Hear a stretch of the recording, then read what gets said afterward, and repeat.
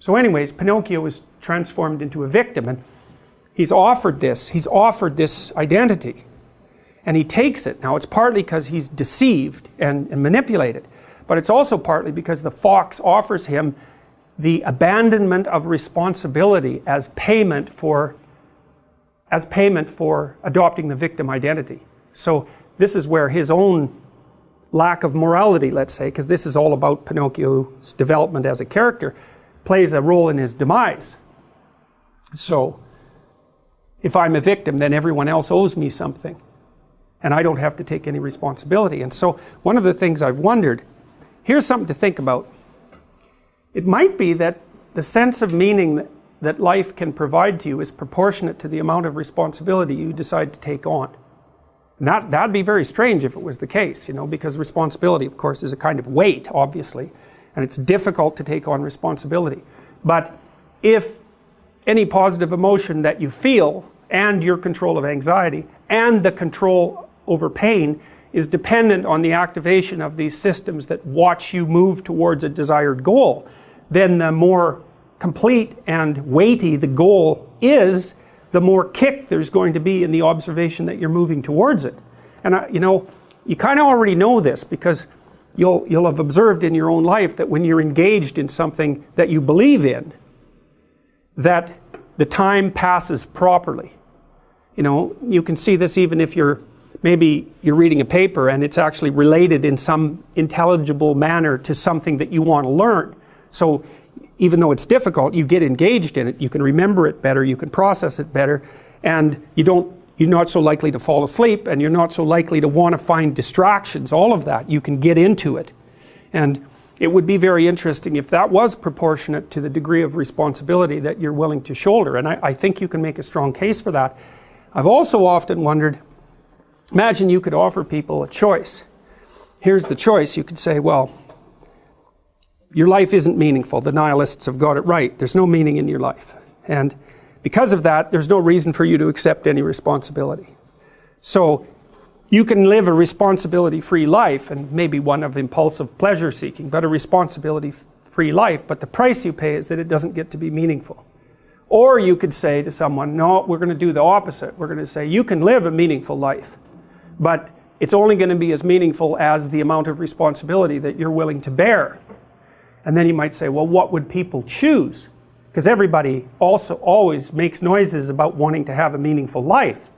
But if the price you pay for that is the adoption of responsibility, then it's not so obvious that people would choose meaning over, over pointless pursuits if the benefit they got for choosing the pointless pursuits was that they really didn't have to care about anything they ever did, right? There's no responsibility.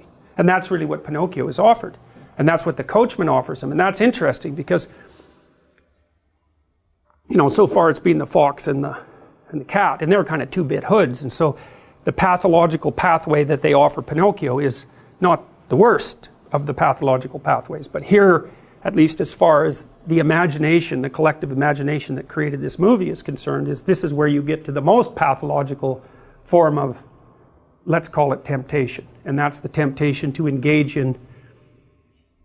abandon responsibility and to engage in impulsive pleasure-seeking, short-term pleasure-seeking. So here's the fox pretending to be a doctor investigating Pinocchio's illness, and he makes some notes, which is all just meaningless scribble, right? It's like white noise. And it doesn't matter that the arguments that he's making are completely incoherent. And it doesn't matter that he actually doesn't know anything. What he's selling is easy to buy. And so Pinocchio buys it. And by the end of the conversation with the fox, he's pretty convinced that he's useless and that he needs a vacation. This is an Oedipal situation as well, which I touched on in the other lecture. Let's imagine that you have a child that is a little on the neurotic side, so high negative emotion, and maybe one that's also a little bit on the sickly side, so has a variety of, let's say, relatively minor ailments, but ailments nonetheless. And so what that means as a parent, we'll say mother for this example, because I want to use the Oedipal example, you have to make a decision all the time about exactly how you're going to treat that child. One decision is, well, you don't have to go to school today because you're not feeling well. It's like, fair enough. But do you make the same decision the next day? And do you make the same decision the next day? And let's imagine that you enable the child to avoid responsibility as a consequence of capitalizing on their illness. Well, then that's not going to be very good for the child. The rule with a sickly child has to be something like, I'm going to push you right to your limit. Because otherwise, how is the person going to figure out what they can do? And if they can't figure out what they can do, then they're not going to be able to make their way in the world at all. And then that gets muddied very badly if you're not exactly sure that you want them to make their way in the world. You know, maybe you're just as happy because you'd be sitting at home alone if your child was there with you. And maybe you'd be just as happy at some level if they never grew up at all, because then they won't leave. And maybe that's because you have a terrible marriage and you're lonesome, you know. Maybe it's an abusive marriage and your husband has chased away all your friends. And so you don't have anything at all. And maybe that's because you didn't stand up for yourself very well, apart from the fact that he was, you know, tyrannical in his central nature. And so then all those little warps and bends in your psyche are going to manifest themselves right in the background of every single one of those decisions. My daughter had a lot of illnesses when she was adolescent, and they were very serious, and it was very difficult to figure out what to do about that, because you couldn't exactly apply normative rules, right? And we always had to figure out, if she was communicating her symptoms to us, how seriously to take those. And the answer was the least amount of serious possible. It's something like that, because we needed to know, and she needed to know, what she could do in spite of the fact that she had problems. And one of the things I really tried to instill in her, and I think it worked, is that you don't ever want to use your illness as an excuse for not doing anything.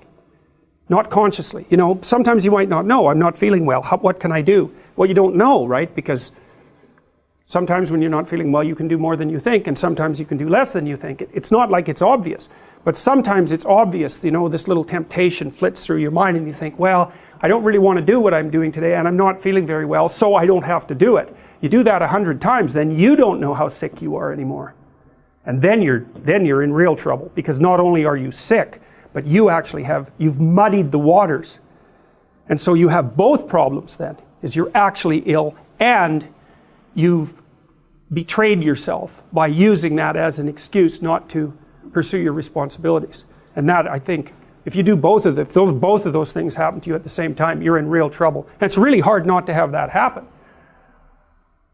So anyways, Pinocchio gets enticed into believing that he's a victim. The fact that he's insufficient is used as an excuse by the fox and the cat to offer him a trip to Pleasure Island. And this is, I think, where the movie gets particularly dark.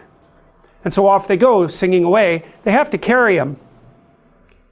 So you could say, in some sense, he's carried by societal pathology and his own trouble. He's carried like a puppet off to Pleasure Island.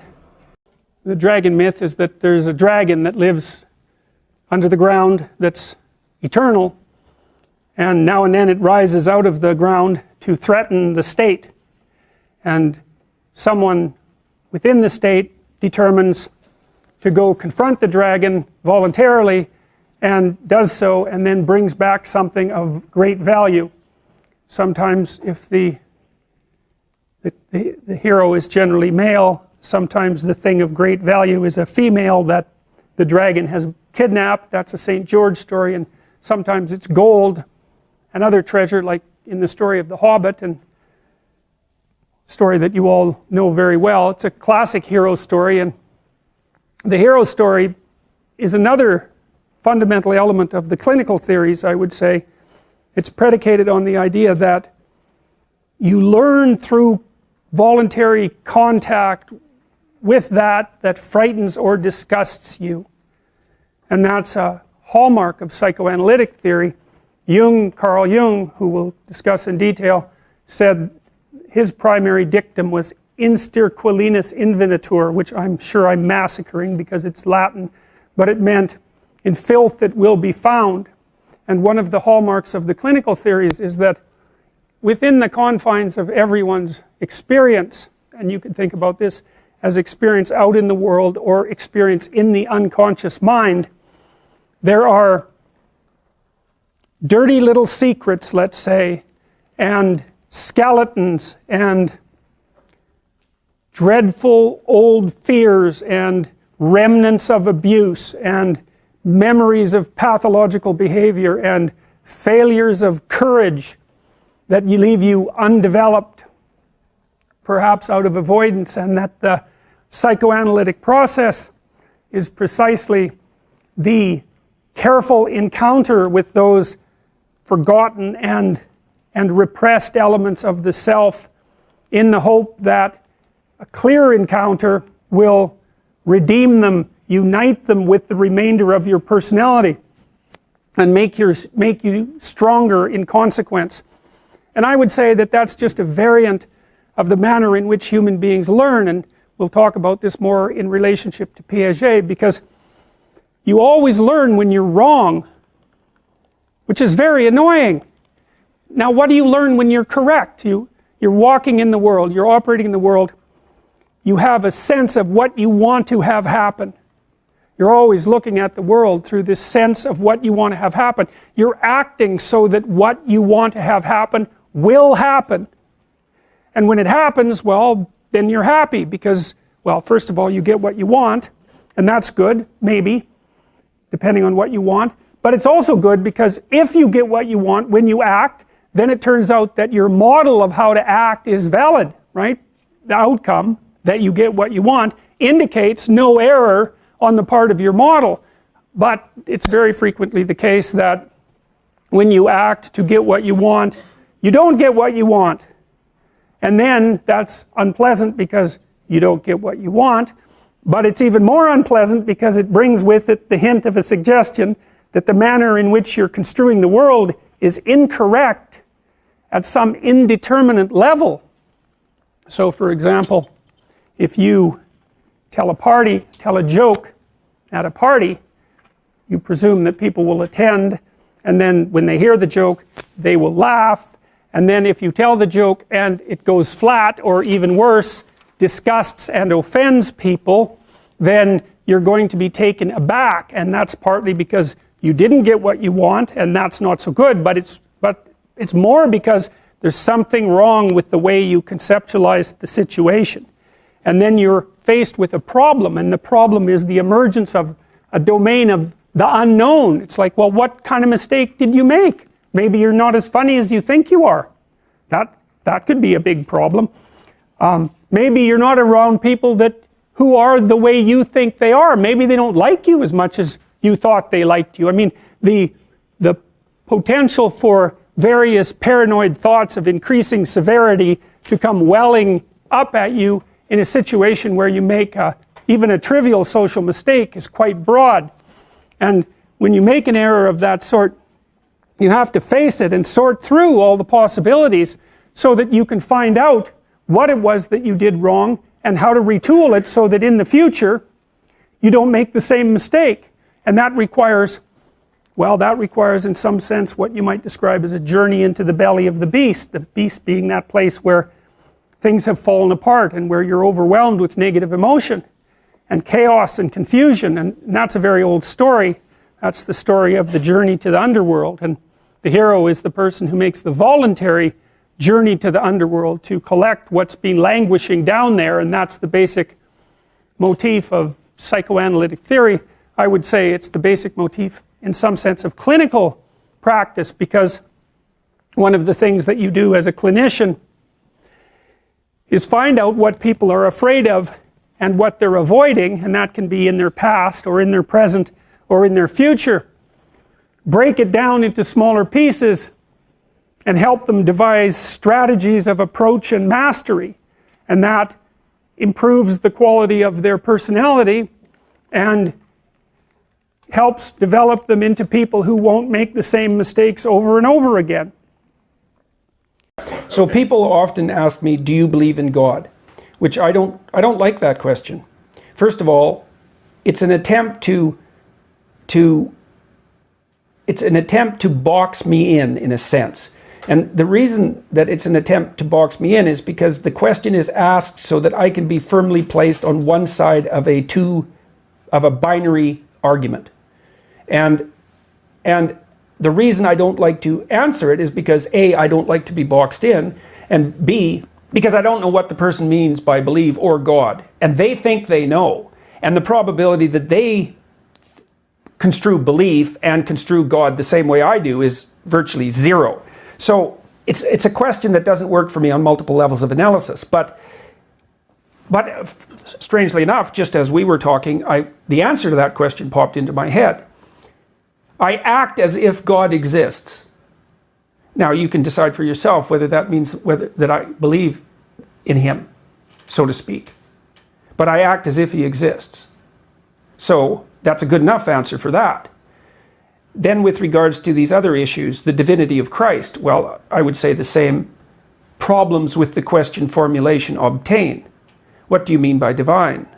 And also, what do you mean by Christ? These are very, very difficult questions. Now, I believe that, for all intents and purposes, I believe that the Logos is divine. Insofar as if by divine you mean of ultimate value, of ultimate transcendent value, yes, it's divine. It's associated with death and rebirth, clearly, because the Logos dismantles you and rebuilds you. So that's what happens when you make an error. When you make an error, some part of you has to go. That's a sacrifice. You have to let it go. Sometimes it's a big part of you. Sometimes it can be such a big part of you that you actually die, right, instead of dying and being reborn. Is there something more than merely metaphorical about the idea of dying and being reborn? Yes, there is, because those are associated with physiological transformations. What's the ultimate extent of that? That's a good question. The question is, what happens to the world around you as you increasingly embody the Logos? And the answer to that is, we don't know. We don't know what the ultimate level of this. Now, the hypothesis is, and it's a hypothesis that extends to some degree to Buddha as well. The hypothesis is that there has been one or two individuals who managed that, and that in their management of that, they transcended death itself. Well, then you might ask yourself, well, what do you mean by transcended death? Well, in the case of Christ, let's assume he was a historical figure for the time being, which I think is the simplest thing to assume. I think there's sufficient evidence to conclude that. You could conclude otherwise, but I feel that there's sufficient evidence to conclude that.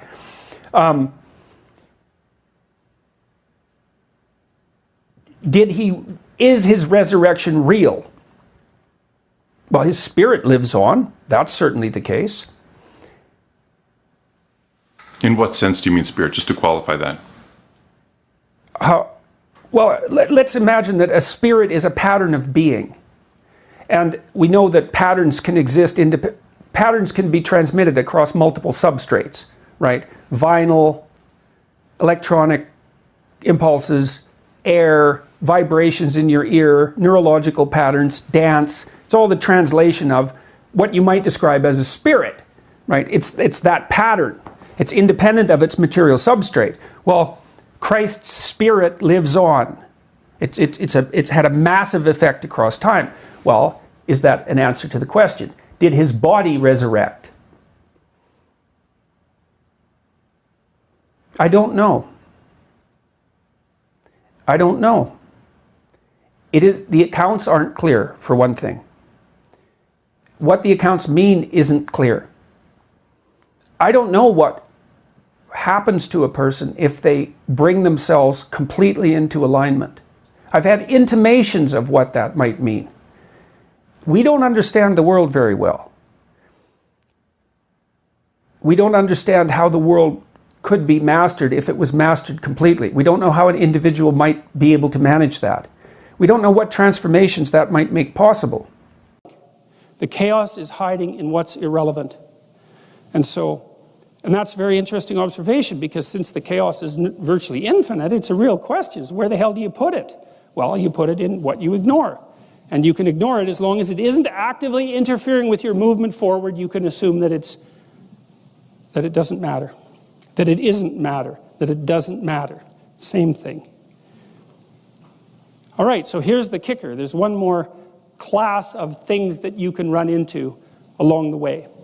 And this is where the chaos breaks through. So let's say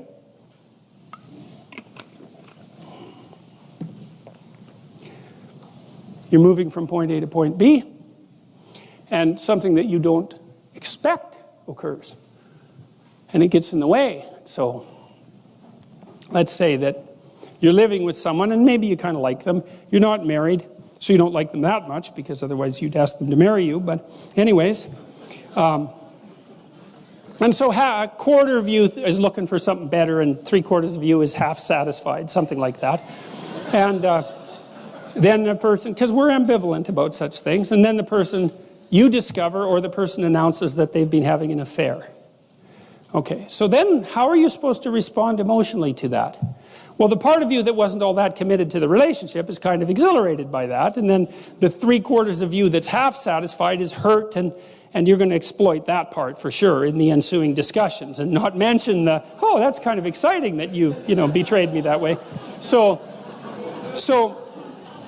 But the point is that that's a hole. Now what's happened is a hole you have this structure that you're walking on, like ice, like the thin ice that you're skating on, and now there's a hole in it.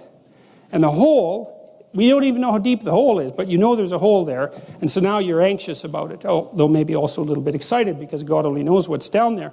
But you don't know what to do with that hole, because it could spread very badly on you. It could be that the whole relationship was a facade, and that all your relationships have been facades, and that the reason that is because you're so damn shallow that it's impossible for you to have a relationship that isn't just a facade, and that's partly because you don't pay any attention to other people, and it's also partly because you're malevolent and selfish. So that's a nasty thing to discover. Or maybe that's the sort of person that you're attracting, which would make sense, actually, if that's the sort of person that you are. And so there are certain things that you can encounter that basically unglue you. And what happens is that those moments of being unglued travel up that entire hierarchy of presuppositions. It's like, because one of the logical conclusions to being betrayed in a relationship is that you're truly a bad person. Now, another equally logical conclusion is that the person that you're with is really a bad person, and another logical conclusion is all people are truly bad people. In macro ways and in micro ways, you can't trust anyone. You can't trust women, you can't trust men, you can't trust human beings, you can't trust yourself. The whole place is a catastrophe. It's a nightmare. Well, then you can fall through into chaos. Now, the way your body responds to that, or maybe, you're supposed to be getting a promotion at work. That's good. You're all chipper about the promotion at work, and you walk into your boss's office because he or she wants to see you, and they say, well, we've reviewed your performance over the last few years, and your performance has been somewhere between mediocre and decent, and we're downsizing, and see you later. That's not a raise or a promotion, that's for sure. That's a hole that you fall into. And the question is, well, what do you make of that, right? How do you frame that? How do you take that emergent chaos and make habitable order out of it? You don't know. Is the whole capitalist system rotten to the core? I mean, that's a convenient explanation under those circumstances, that's for sure. Were you working for a psychopathic son of a bitch? Did you make the wrong choice in university, and was that your father's fault because you never did what you want, or was it your fault for not standing up to him? Or is it a dying industry, or is maybe this a wake-up call that you should go do something else that you've been waiting to do, that you've actually wanted to do your whole life, and that's why you're doing such a miserable job at your current occupation because you're bitter and resentful about the fact that you never did what you want? I mean, you don't know. It's all of those things at once. And that's very stressful, because all of those things at once is too many things. And that's the reemergence of chaos. That's the flood. That's the return to the beginning of the cosmos. That's another way that it's been represented mythologically. It's that you voyage all the way back to the beginning of the cosmos when there's nothing but undifferentiated chaos. And that's what you're confronting. and maybe it's too much for you, and often it is. I mean, that can be traumatizing. Let your children do anything that makes you dislike them. And the reason that I wrote a chapter about that is because people who let their children do things that make them dislike them end up disliking them. Because there's a huge power differential, generally speaking, between adults and children up disliking your children because they're not behaving well, they're behaving disgracefully, say, or they're challenging your position in the authority hierarchy too regularly. Something you won't put up with, by the way, if you think you will. It's necessary to get your disciplinary routine straight. So the first thing I would say is figure out what the rules are. There shouldn't be too many. For 2-year-olds, basically, they have to know what no means. And they also have to learn as they approach 3 not to kick, hit, bite, or steal. Essentially, now, easy to train a 2-year-old, but no means. You can actually start with a child that's only 13 months old, a child that can cry. Let's say that can crawl. Let's say that you have a child that's starting to crawl and wants to explore the house. The first thing you do, if you have any sense, is try to get rid of most things that the child could cause a tremendous amount of trouble with to the things or to the child, so that it's reasonably safe. And then the child is going to want to crawl around and get into everything. Maybe there are things you don't want him or her to get into. Like maybe there's what would we say? Maybe there's a tablecloth, and on top of the tablecloth, there's a plant, or maybe there's some plants on the floor. And when the child is crawling and goes off to do something that he or she shouldn't, you can just grab his leg and gently but firmly and say no, and the child will keep trying to move forward because they're stubborn little blighters, and you can continue to say no. And if you persist with saying no, then the child will eventually give up and sort of go limp. Now and often the child will cry when you do that, and of course that might make you feel guilty. What that means is that you've effectively brought the behavior to a halt. And if you do that 10 times, watch your child and don't stop them from exploring things that they need to explore. You want to use this sort of thing with judiciously. You can grab them by the leg and say no and wait until they give up. Usually they'll cry and then you can let them go. Soon after you do that, about 10 times then, if you just say no with the same tone of voice, the child will generally what happens, the child will immediately cry and then stop. After about 10 repeats of no without having the leg grabbed, then no will just produce stopping of the behavior. That's unbelievably useful because as soon as you train your child to understand what no means, then they really have free reign of the house in some sense with relative minimal supervision from you. First of all, they can learn what things they're not supposed to get into. Amazing how fast children can learn that and how fast they can generalize to the class of things that they shouldn't get into. Like, you don't have to teach them every single thing. They can generalize very rapidly. That's not much different than thinking. Also, once they are capable of understanding what no means, you have an extremely potent means of helping them regulate their behavior with a minimum of intervention. So that's unbelievably useful. Let's say you have a 2-year-old who's pretty contentious, and 2-year-olds are pretty contentious. Some of them in particular, because about 5% of 2-year-olds, most of them are male, are quite aggressive by temperament. These are the ones that if you put with other 2-year-olds will frequently kick, hit, bite, or steal. Not all kids are like that, but some are. Most of them get socialized out of that by the time they're about 4. Now, let's say you have, and at 2, they also start to experiment with saying no back, and also with misbehaving, although they can do that even younger than that.